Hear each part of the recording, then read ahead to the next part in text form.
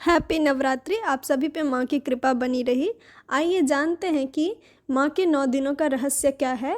स्वागत है आपका कृष्णा काली चैनल में। सब्सक्राइब करें। हरे कृष्णा। आइए जानते हैं कि माँ के 9 दिनों में क्या क्या होता है।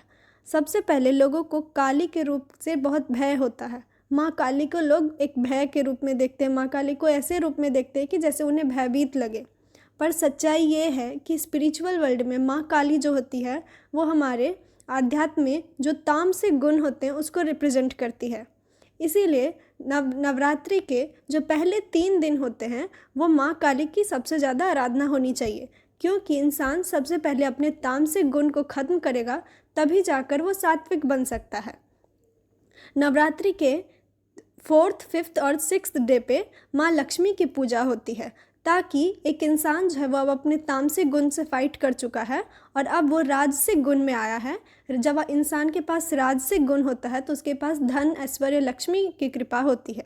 और नवरात्रि के आखिरी तीसरे दिन में माँ सरस्वती की पूजा होती है, ताकि एक इंसान जो है एक सात्विक गुण लेता है और वो ज्ञान की वृद्धि होती है।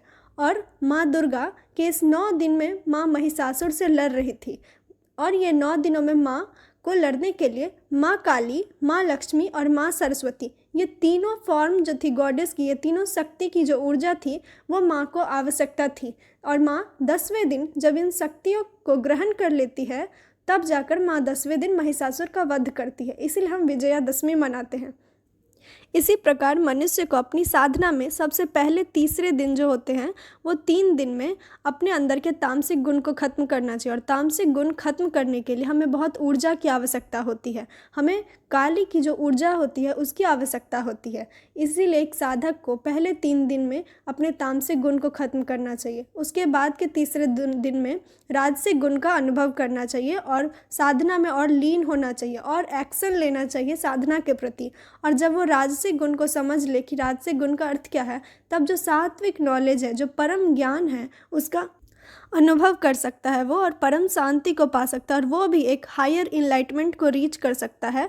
जैसे माँ अपने महिषासुर का वध की थी, वैसे ही इंसान अपने अंदर के जो महिषासुर है, उसके अंदर का जो असुर है, उसको मार के विजय पा सकता है। धन्यवाद। हरे कृष्णा।